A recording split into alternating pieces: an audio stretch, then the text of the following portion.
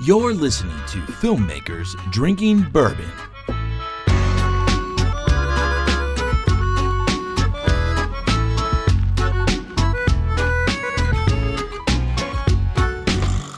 Hey, what's up, Internet? It's Brandon. And this is Alex. And we're Filmmakers. And we're also drinking bourbon. Cheers, buddy. Cheers. Nice. Speaking of bourbon, what do we got? All right, so today, still on the Manhattan. Sorry, not Manhattan. We're still on the old-fashioned kick. Yeah. And today we're going with Angel's Envy, which is a nice bourbon. Luckily, they had it in one of the smaller 100-milliliter bottles, so Yeah, we didn't have to. Tiny. Yeah, we didn't have to spend too much. So it's a nice bourbon. It can be costly, but it's not bad. It's got a. What do you think? What do you think? I don't know. Let's give it a taste. That's good. That's not bad at all. That's real good. That's smooth. Yeah. What'd you make this with? Well, I got I can never say it right. The Amorosa bitters. Yeah. Threw in a little dash of agave syrup, which is normally for like a tequila type drink, but it's all we had. Some sugar. Yeah. Yeah, and Marciano cherry. Maraschino. Maraschino, whatever. And gave it a nice little mix up with a nice ice ball. Perfect. Again, we are not bartenders. No. We're filmmakers. So if anybody out there is doubting our abilities on drinks, that's okay. Yeah, you can come down and make us a right one. Yeah, man. So what's been going on, man? What have you been watching these days, dude? We checked in over the phone. You've been working, but what have you been doing on your downtime? So we love Netflix back at home, and we found this great doc series, The Chef's Table. Oh, man, dude. Have you seen it? Dude, it's amazing. It's fantastic. You told me about it, and I finally got around to it. Yeah. It blew my mind. Oh, my God. I think it's amazing. The way it's shot, and my favorite part of it's actually the music, which I think is fantastically paired. Oh, yeah. I mean, from story one, you're hooked. Yeah. You know, it follows I believe the Italian gentleman, Massimo is his name. Massimo, yeah. And you just fall in love with the characters, and you fall in love with their process and their ideology and their story. And it's inspiring. Yeah, I mean, it's really good. Now, I think I saw, was it the same director who did the Jiro Dreams of Sushi or Jiro? Yeah. I'm not sure if it is. Is it? I mean, it makes sense that he would go with food again. We might have to dial that up and get a fact finder. Yeah, on I'll that. look it up here. I gotta. But yeah, the thing I love about it is it's a food show, but it's not a food show. It's an art show is what it is. I mean, the way they prepare dishes, the way it's shot, the music, everything is just to inspire. Absolutely. And I think too it touches such a great wide audience. My mom has been watching it. She thinks it's amazing. My wife loves it. It seems like it's really hitting all cylinders. Plus, you know, from our perspective, I mean, it just looks gorgeous. Do you know what they shot it on? Beautiful. Yeah, it's actually shot on Red Dragons. Wow. And yeah, I'm not sure lenses off the top of my head. I want to say like ingenue zooms and Cooks. I think it was shot on Cook lenses. All I know is it just makes you, like, looking at the Food Network.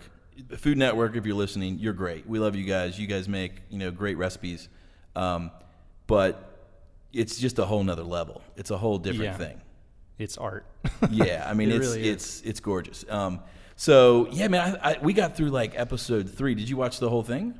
Yeah, we watched every single one in the same. In 2 nights. So you binged it. We binged it for sure. And now, is that typical for you guys? If once we get started on something, we pretty much just go full bore. So you and the lady pour some bourbon and go all in? Yes, absolutely. What about you, man? Dude, we're always combating against our 6-year-old. He's always fighting for. He's been watching a lot of Cartoon Network lately, like Steven Universe and just some like weird crap, dude. Like it's funny, but it's like bizarro world. Yeah. So we're always fighting for attention for that. So finally, by the time they get to bed, we hop in and we're able to watch a show. I'll tell you another Netflix show that we've been digging on is Bloodline. Ooh. Yeah. Have you seen that? Okay, yeah. You brought that up too a little bit after Chef's Table, and we started that last night. Dude. It's intense. Crazy. Intense is an understatement. I mean, crazy. Yeah. You're right. Yeah. They set it up. They tell you what happens, and then it's just the exploration of how you get there. Unbelievable. Yeah.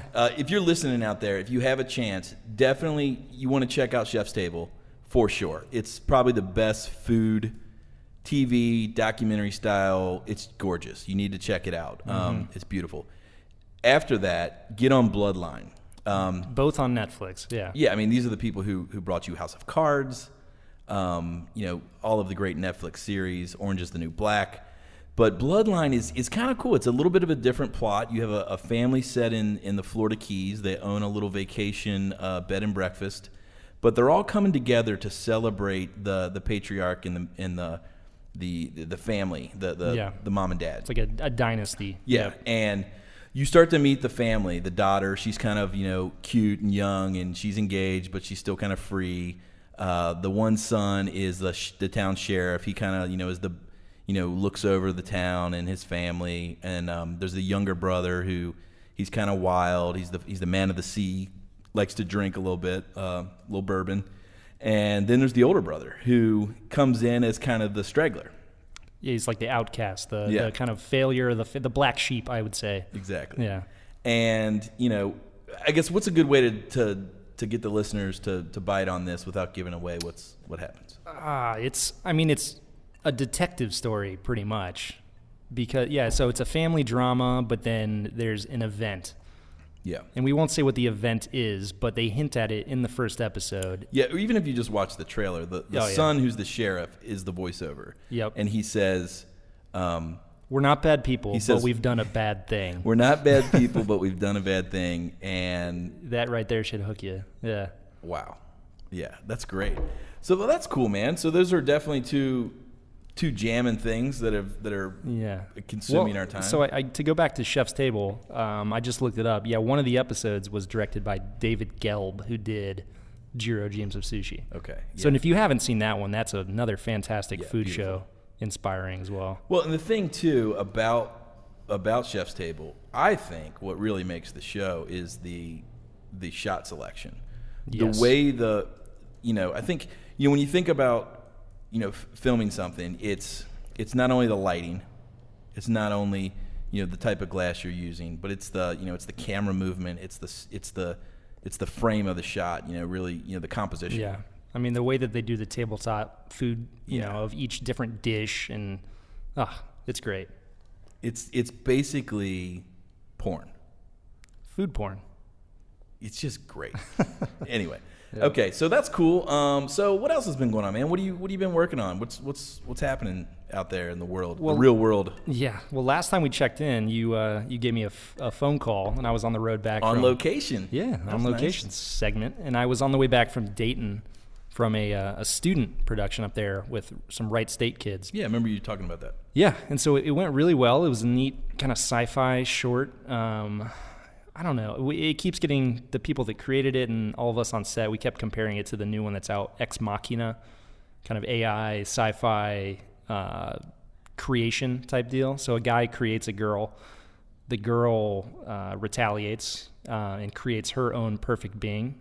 So kind of Frankenstein a little? Kinda, yeah. So it's called Pig, P-Y-G. It's like the Pygmalion story of the perfect creation and you're my perfect being kind of deal, and it's creepy.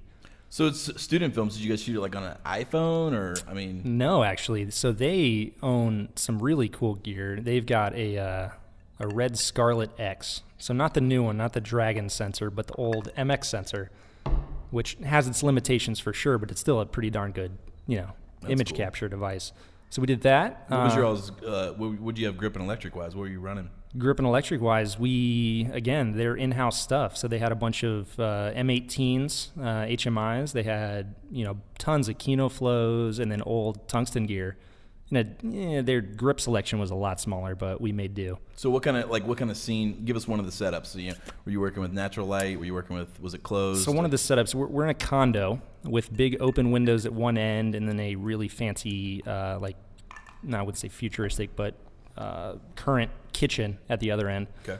So on the open window side, there was a small balcony off to the right. So I had two M18s out there streaming through the windows, nice pools of sunlight. Interior, we had bumped up with some Kinos and other daylight instruments, and a lot of the stuff was played in a really wide frame, and then we just punch in for the really stuff that we needed to get. So it was cool. That's cool, man. Yeah. So was it like moody? Were you like doing anything with sort of like color or filters or anything like that? Or were you just trying to make it look natural? What was the overall sort of tone you were going for? It was clean. So it was a very clean look. No filters on the lenses, natural colored daylight, interior light, stuff like that. One thing we did that was really cool that just kind of happened on the spot, it came as a little bit of inspiration.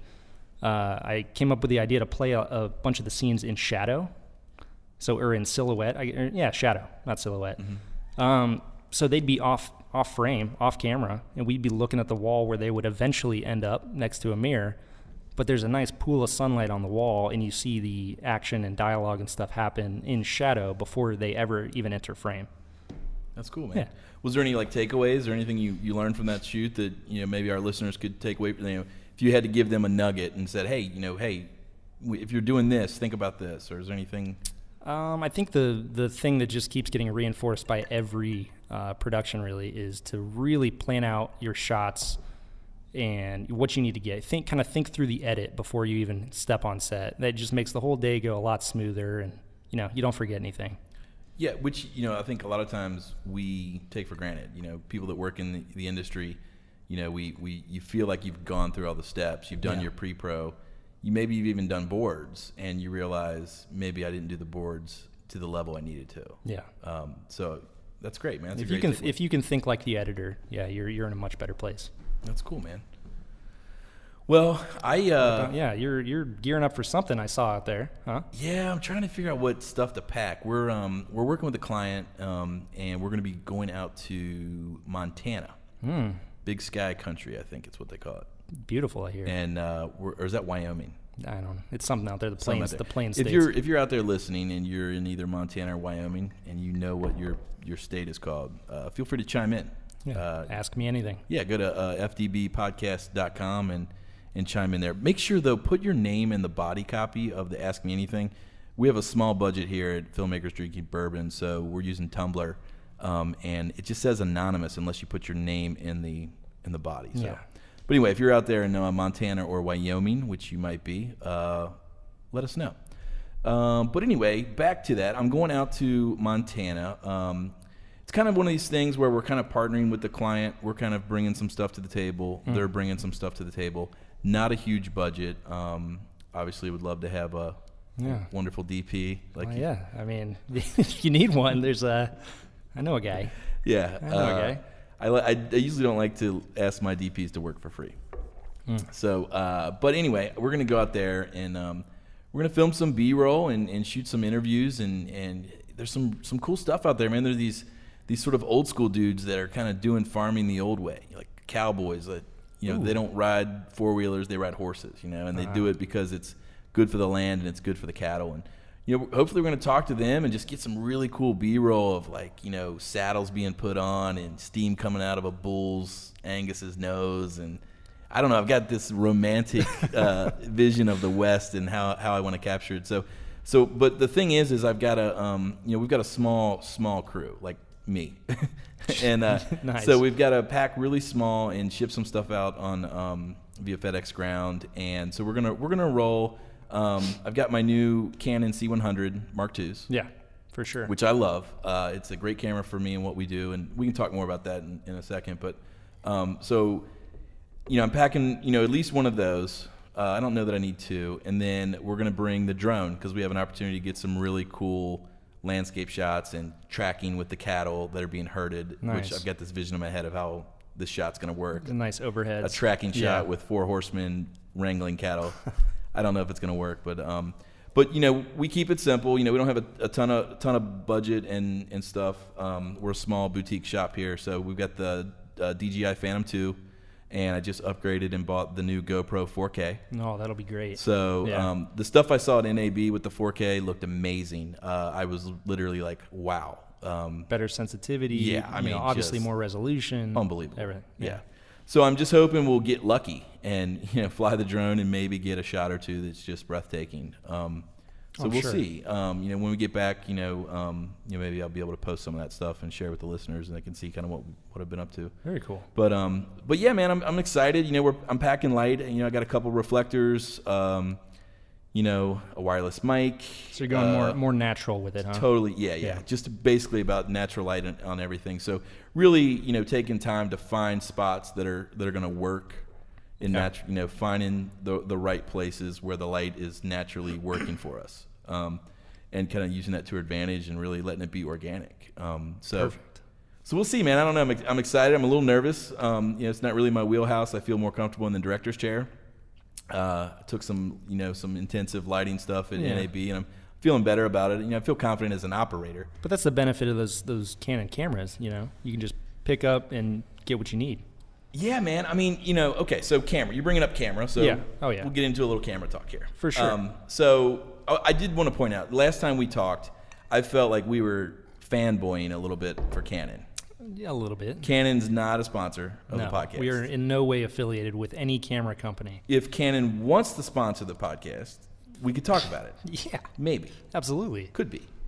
But I did want to point out, the reason, I believe as a director, I believe that, you should use the right tool for the job. If you think of it like a painter, you want the right brush to get the right stroke for the right thing you're trying to go for. So absolutely. So when I look at projects, whether it's a commercial, a music video, a short film, I really, in a perfect world, I want to use the right tool for the job. So I want to work with, a DP and art director and whoever else to say, okay, what are we trying to capture, and then select the camera for that.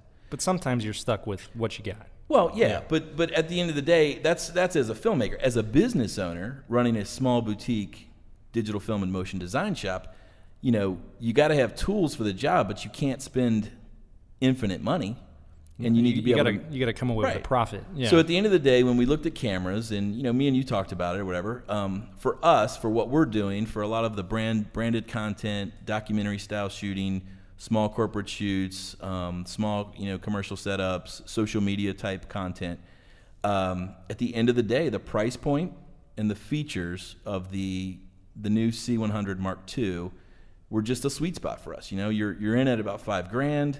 We already had the Canon glass. They did add the feature of shooting the 60 frames per second at 1080, which is great. Which gives you just enough drama in a brand documentary to motivate some drama. You don't necessarily need to shoot 240 frames per second. You don't need a Phantom for every project. That's again a specialized paintbrush. Yeah, for a very. And so for us, it was the right camera for what we do. So.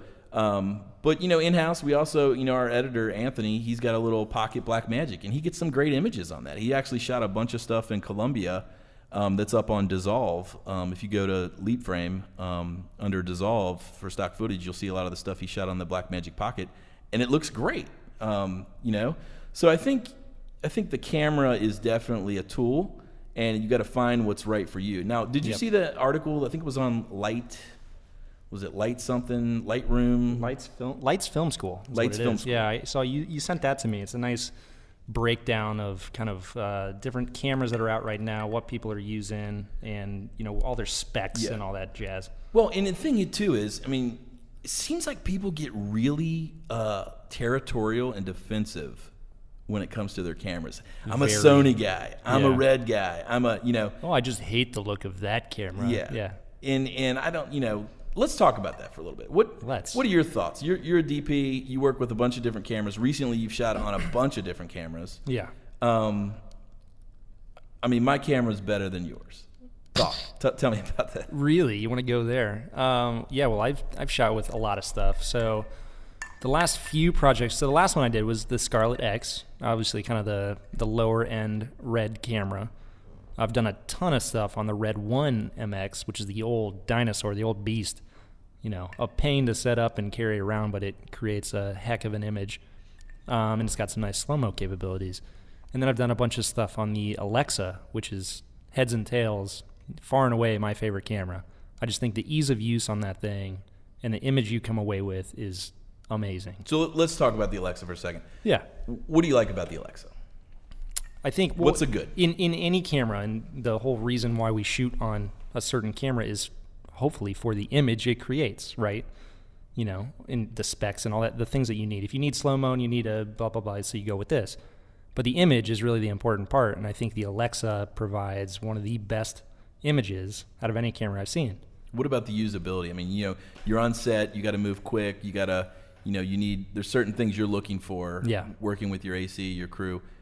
Talk about that. How does the Alexa fare in those situations? So the thing, it comes in a very compact package, not in just in terms of size, but there's few parts.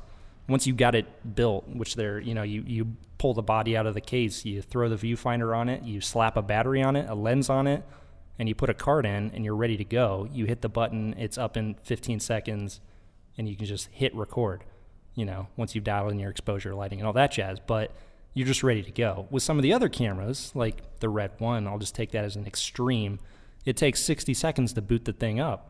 So you're sitting there and, you're waiting. Every time you got to change batteries, if you don't have a hot swap, it takes 60 seconds or 2 minutes, basically. Well, but that's kind of an unfair advantage. You're going on a sort of a relic at that point. But you've shot recently on the Dragon and other Red and cameras. Those are great. So let's make a transition. So if Alexa, would you go as far to say it's the standard? It's used on a ton of stuff. I wouldn't say the standard because that's pretty subjective to what's your standard, like what are you working on. If you're working on Hollywood features and big budget commercials and stuff like that, then yes, it's absolutely the standard. But aren't they all trying to match the Alexa? Isn't the Red actually isn't the log curve on it trying to match the Alexa? It seems like everyone's trying to match that, especially the way it holds highlights and the amount of detail and stuff like that, and the colors especially are fantastic. So everyone's kind of trying to catch up, I'd say. Sure. And Alexa, or Arri, the company is just stuck with the same sensors since it came out. They came out with the Alexa, way back when, and every new body has the exact same sensor because there's no need to change a great thing. It's become an aesthetic. It's great, yeah. What about the Red? Let's talk about the Red. People love the Red. People wear it as a badge of honor. Yes. They throw it around. Oh, we're going to shoot it on Red, man. It's this thing of status. Yeah. Talk about that. What do you love about the Red? What do you hate about the Red? You've shot on all their different models. Everyone. Have you shot on the newest one yet? The Epic Dragon? The Weapon? The Weapon. I haven't seen this out. Right? Yeah. I saw it.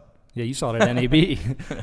I have not seen it yet, especially I've not seen it on a set. Sure. And I don't think I will for a very long time. Okay. I mean, they're always back ordered when they come out with something new. So all the other models, what do you love about the Red? What do you think is the advantage of that? The advantage of a Red is for sure the resolution. I mean, if you need a gigantic image and you're going for 4K projection, or you're posting your video on a giant billboard in Times Square or something like that, you want that extra resolution.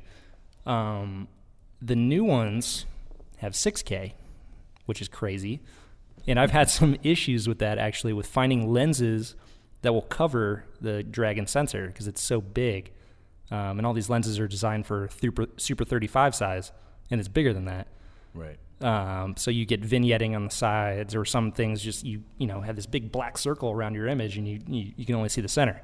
So it's kind of getting crazy at this point. And the new one's 8K and even bigger sensors, and just at some point it becomes why? Yeah. Why do you need it? But the Red in general, I mean, it's great. Is it you I would like use shooting with it, right? I do. I love shooting with it for a few different reasons. One's the resolution.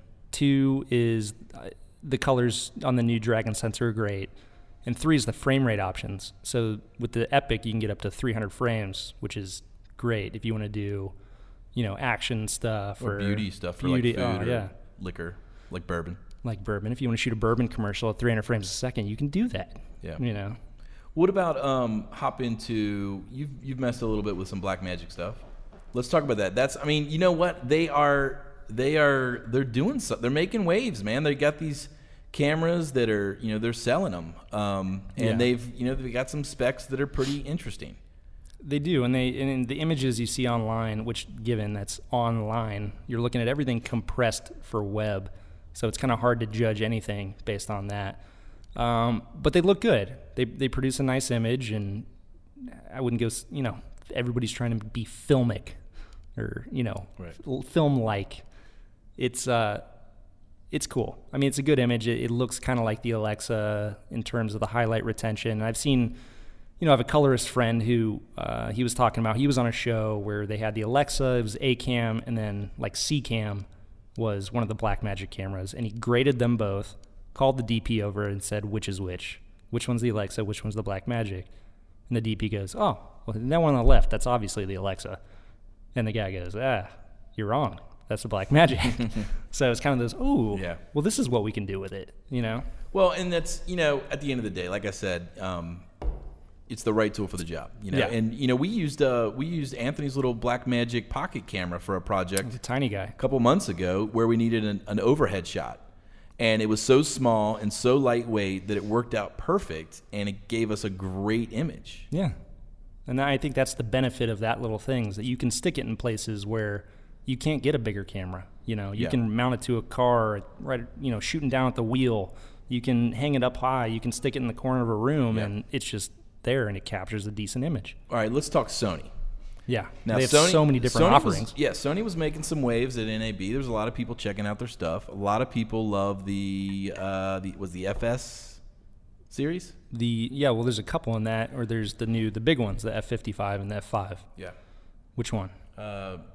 Choose one. Talk about what are you seeing out there? What are people using? What are people excited about? Well, the cool thing about Sony, again, so going back to the high frame rate, is that they offer a bunch of different stuff. So the cheaper option, which has been out for a while, is the FS700, which could do 240 frames, at 1080.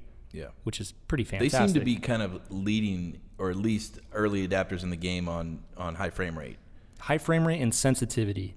Because Canon just now offered 60 frames per second on the C100 Mark II. Thank you, Canon. Appreciate that. Yeah, and it's but because the of new the pressure. C300 is doing 120, right? It does a cropped 120, I think. Yeah. So it takes a 2K center portion of the sensor and does 120 frames, like Red, which is what they do. Sorry, I forgot to go back to that.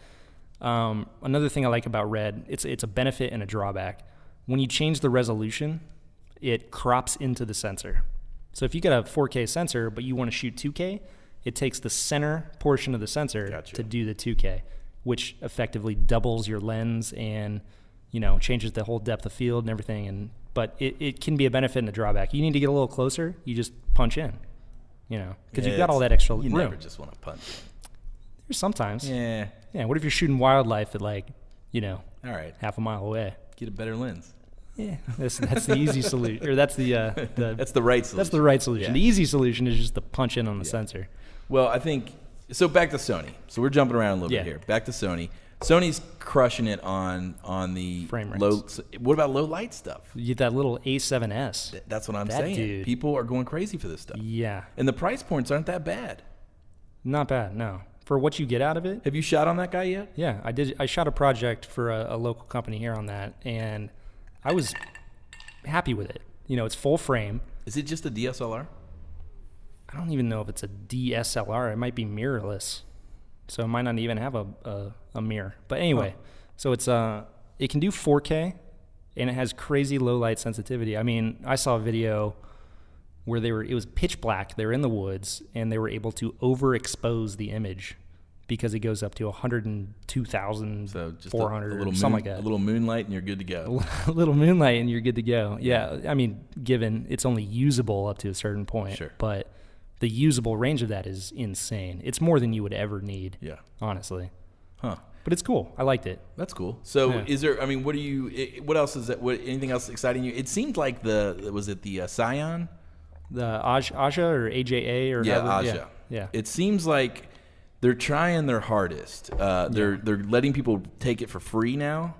They're letting people rent it for free. I think there's a reason. I don't know. I've talked to several people, and they've not had great things to say about it. The reviews have not been amazing, and at NAB their booth was dead as a doornail. Well, here's the reason why. It's because all these new cameras and new sensors that are coming out have great range. You're talking 14, 15, at least 12 stops of range. And they're saying that this new one, the Aja Scion or AJA, however you say it, only has about 8 stops of usable range, which is, akin to a DSLR. It looks cool. It's pretty. The design is beautiful. And it feels kind of like an old news camera. It's got a leather broadcast, shoulder kind pad, of old school, and a magnesium body. It looks gorgeous. Yeah. And the usability seems to be great, and it's got all these cool features, but the range is just, according to a bunch of people I've seen online, it's just not there. Yeah. Yeah. What else? Anything else that's exciting? Some of these, there was like a Chinese or a Japanese camera. There's some stuff they're starting to pop up with some modular stuff.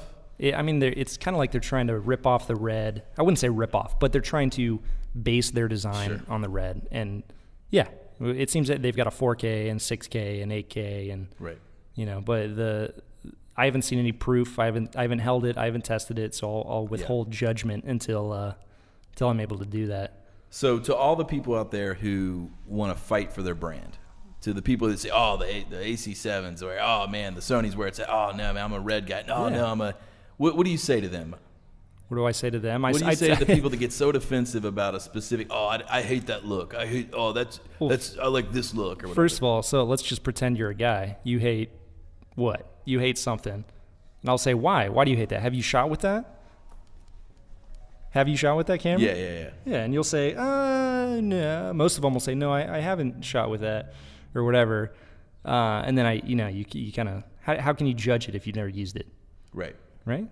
Well, and I think too that sometimes we get defensive about maybe sometimes the things we don't have access to. Yeah. Like, oh, I love my Canon, but if I owned a Red Dragon, maybe I'd love that too, right? Yeah, there's that factor for sure. Or, ooh, it's the most expensive, so it must be the best. Yeah. Kind of. What about the fact that everybody just wants to slap a 4 and a K on everything, or they want to slap the word RAW? Can you talk a little bit about that? What do you say to? We kind of covered that last time, but I'll go back to it for sure. Most of the stuff that we're creating, and most of the stuff that a lot of people are creating, are being shown on the web, and I don't have a 4K monitor. Right. I know you don't have a 4K monitor. Sure, I mean, there are very few people that actually can view 4K. It's mostly being shown in 1080. If you're going to a theater, most of the projectors, the digital projectors, are still 2K. Sure.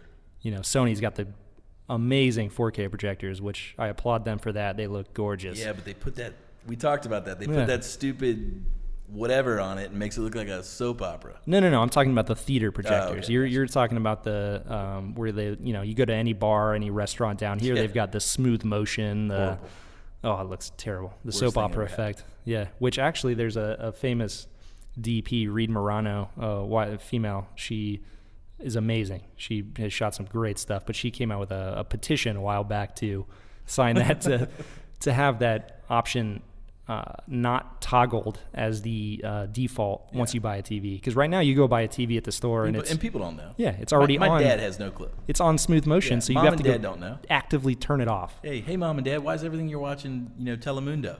Yeah, and they go, it looks great. Oh, it looks great. Yeah, this is the newest thing. Great picture. It's horrible. Yeah, but no, yeah. So 4K. I mean, RAW. I will go back to that too. Yeah. RAW. Really?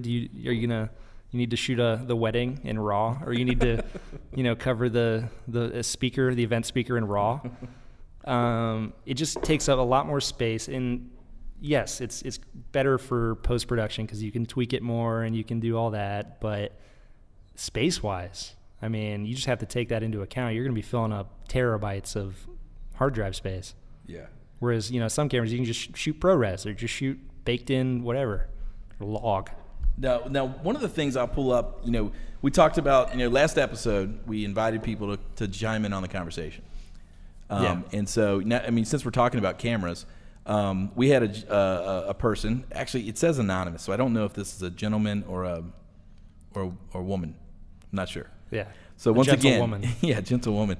Once you guys, when you go to fdbpodcast.com and you go to the Ask Me Anything, make sure in the body you put your name. Let us know where you're from. It'll be helpful. Right now we're on a small budget. We can't upgrade those features just yet. Yeah.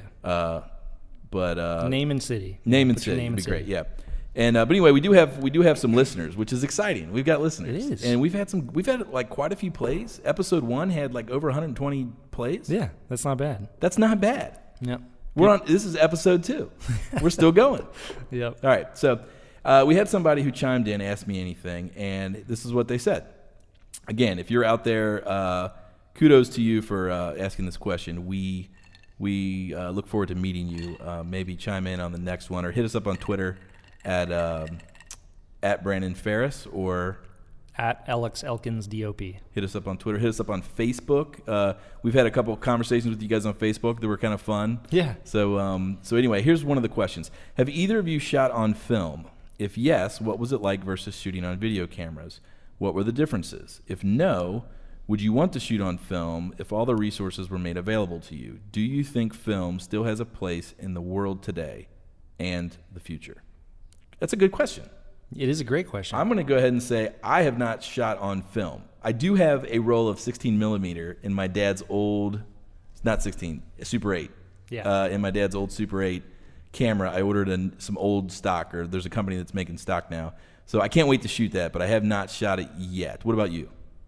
The only thing I've shot on film was a project in school, back in school. Not professionally since I've been out, because of the ease of use and desire for people to shoot on the next best digital camera. But going to his other question, if all the resources were there and you had the opportunity, yes, I would love to shoot on film. I think it provides such a different look. You can tell it's film, all that. And I just think it'd be fantastic. One, just to challenge myself. I'm always, pushing to shoot on new and different things. So just to do that. But do you think you're ever going to get that chance, considering, Kodak was ready to go out of business, right? But they're not. They're not going anywhere, I don't think. Thanks to a couple of DPs out there, right? I don't know. Yeah, more so directors. You've got Nolan. people like Christopher Nolan and Tarantino and all these old school guys that I think they've got a great point that why get rid of it? It's just another tool. It's another, if you think of a digital camera as another film stock, like I know a lot of DPs have brought up, like you have to think of these things as just a different film stock. Each camera's got a different look and a different feel, and you got to use it as such. Yeah. So it's just another tool. I would love to do something with film. Like I said, I'm going to shoot a little piece for kind of a personal project that I'm going to shoot on my dad's old Super 8. So it should be pretty cool. Yeah, I'd love to. I'd love to shoot anything. Well, you want to take another? Yeah, let's do another question. Yeah. All right, let's see here. Any more gear-related ones? Yeah, let me see here. One, somebody asks if you're related to Dave Elkins. Are you related to Dave? I'm not related to Dave. I looked that up, and I guess he's a singer, a musician. I don't know. That's no relation. Well, unless maybe we can get Dave on the show. Maybe we can do a call-in with Dave. Yeah. If you're listening and you brought that up, if you know Dave Elkins, or if you are Dave Elkins, chime in. Let us know how we can get a hold of you. We'd love to call in and see who you are. See if we're related. Yeah, see how we're connected here. All right, we did have somebody chime in on our superhero debate, superhero movies, which, by the way, I saw Age of Ultron, and I stand by my comments. It was the worst, maybe the worst of superhero movies. It was horrible. It has its issues, but I still think it's entertaining. I stand by my position that they're entertaining. There was no story. The review, it was. Anyways, here we go. From Anonymous. Again, we'd love to know who you are. Maybe their name is Anonymous. Could be. My thoughts on comic book movies, ... They are fun, but they are kind of stupid. I will watch them, but I will not really get excited for their release. I would be more than happy to watch on Netflix or whatever web streaming platform. I am on Team Ferris. Yes. Boo. The movies and business model are somewhat degrading. I would agree with that. To the public, the films are entirely made to make as much money as possible. I am not a true comic book fan, but I believe the films don't even do the comics justice. I completely agree. To go with your point, what movie that's in the movie theaters is not made to make money?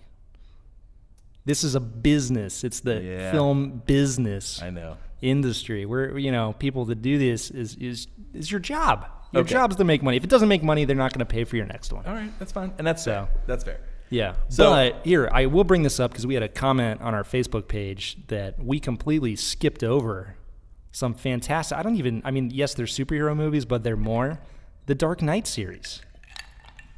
All right, and I agree. I have to go ahead and submit here that if I were to not recognize Heath Ledger's iconic performance, and Nolan's genius of the Dark Knight, I would just be wrong. You would be. So I want to go ahead and say there's one good superhero. You're going to make exceptions. I'm going to make an exception. Yeah. There's one good superhero movie, The Dark Knight. That's it. I'm out. Just The Dark Knight? That's not it. Batman Begins or The Dark Knight Rises? Dark Knight's the only one. The other ones were horrible. They were setups. You were bad. You need all three to Anyways. complete the set. So, Anyway. all that said, All right, we're still divided. I mean, we still. I think we need more. it's actually 1-0. We have one person who said, I'm on Team Ferris. Yeah, but there's still me. I haven't given up yet. Yeah, but so. that's 2-1 until other listeners chime in on superheroes. Somebody help me out here. Listeners, if you're out there, chime in. Let us know what team you're on. But anyway. help Team Alex get a win. Come on. So, speaking of, I'm going to throw this out there, because we like to stir the pot a little bit. Sure. We've been talking about cameras all day, all episode. I guess now this is the camera episode. I would go ahead and say, yeah, this is now the camera episode. This is now the camera episode. But I'm going to go ahead and say, to stir the pot a little bit, we want to hear from the listeners. Yeah. What do you got? What are you shooting on? Why do you love it? Why is it better than mine? Why is your camera better than mine? Yep. So go to the page, fdbpodcast.com, top right corner, ask me anything, weigh in, let us know. Yeah, we definitely want to hear what's going on. So, all right, man, that's what about what else is going on? What about James Franco, man? Man, Did you you know what? We're talking. His people. you texting him? His people are talking to my people. You're texting back and We're forth? reaching out. Yeah. He's still shooting here. He's still hanging out. He likes it here. He does. He likes it here. He I loves it believe here. he likes it here. He wants to stay Although here. I do think we found out, I don't think James drinks. I don't think he drinks bourbon. I don't think he drinks bourbon, but we're okay with that. We can actually we can drink whatever James Franco wants to drink. If James Franco comes on, we will drink whatever he's drinking. Yeah, we'll do whatever he wants. I mean, Yeah. basically it's his show at this point.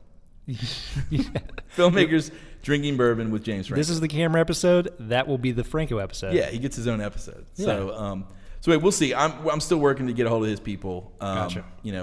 It's in the works. Like I said, he's still filming that movie, which is pretty cool. Look, it's a show business. Yeah. It's in the works. What I just tell you, it's a business. It's in the works. He's in it to make money. Yeah. Yeah. It's definitely in the works. But yeah, we're working on that. What else is? What else is going on? Yeah, I mean, is this it? We got music that videos everything? going on. Nah. There's lots of stuff. I'm really excited about. I'll go back to what am I watching and what am I excited to watch is Thursday. What's today?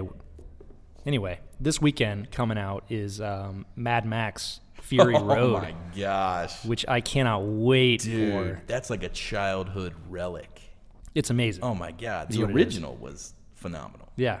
But this one looks It's great. We've been without Mad Max for too long.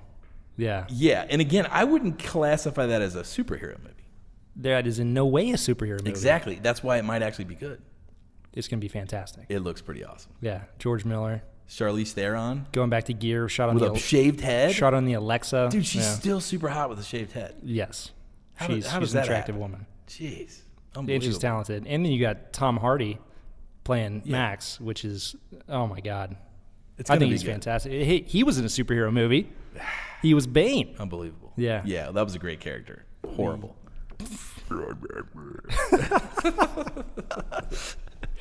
Yes. Your time has come. Yeah. Anyway, Yeah. I think it's great. So, yeah, man. So there's some fun stuff happening. Yeah. I don't know, man. I think You excited for any movies coming out? I don't know, man. I'm still trying to get caught up on. I still haven't seen half of the Oscar movies. What haven't you seen? I haven't seen Selma. Yeah. I haven't seen the one with the boy, 12 years. Shot The over one with the boy, Yeah, I haven't- Boyhood? You haven't seen Boyhood? The one with that boy I in it? haven't seen St. Vincent, which I want to Yeah. see. I haven't seen like anything, dude. I'm lame. Yeah. Well, you got a family. Bad. Yeah. You got a family. I'm an old man. You are an old man. So, Well, cool, dude.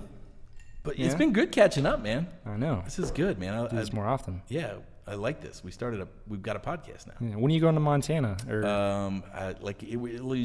June, July. Yeah. I'm not sure. July. I'm gonna have to June. call you while you're up there and July. get a little update from the road. Yeah, man, for real. Yeah. I think I'm gonna stay an extra day to do some motorcycle riding. Ooh, There's a road called the Road to the Sun.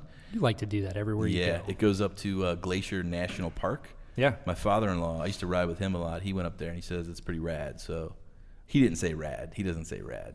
He said dope, didn't he? No, he's It's pretty dope. He didn't say that. He said it was awesome or something like that. I don't know. Cool. So I think I'm going to do that. So that should be pretty rad. Be safe.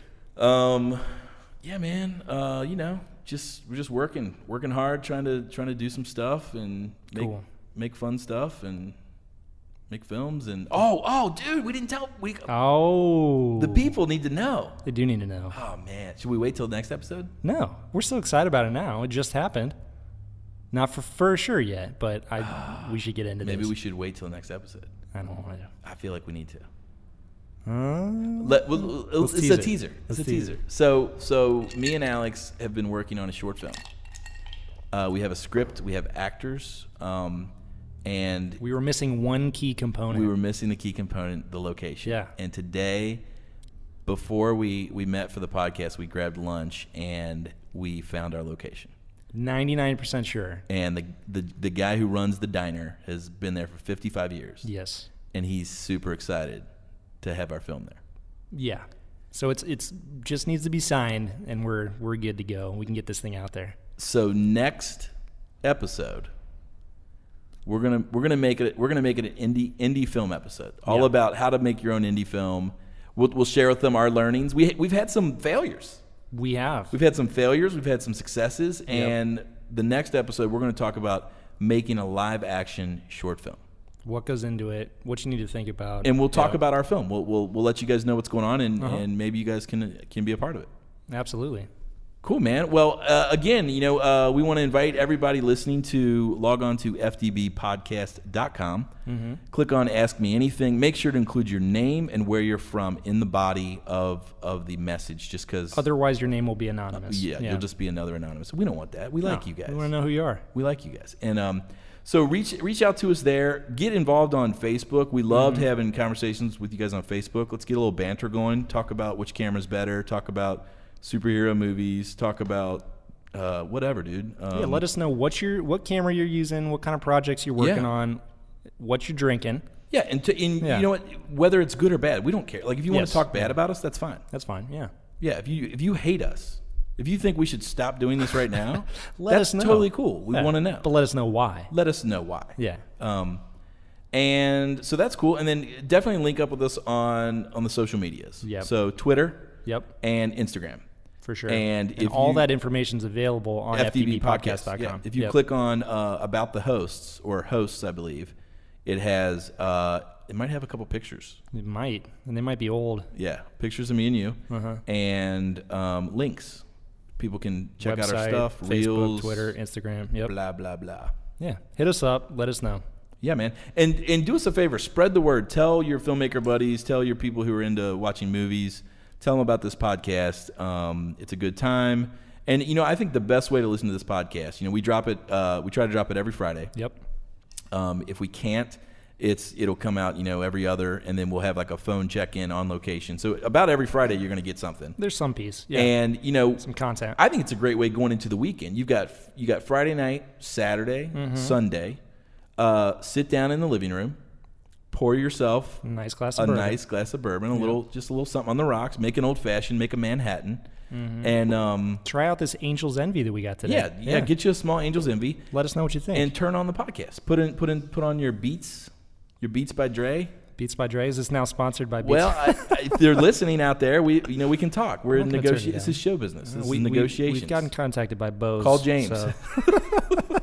Call James. Call James Franco's people, and we'll talk about it. But have a sip on a nice glass of bourbon, listen to the podcast, log on and chime in on the conversation. Absolutely. You agree with that? I agree with that completely. But until then, the glass is empty. So the glass is empty, and I think it's now time to say goodbye. Yeah, man. Yeah, it's been great. I'll see you next week. Cheers. Cheers, bud.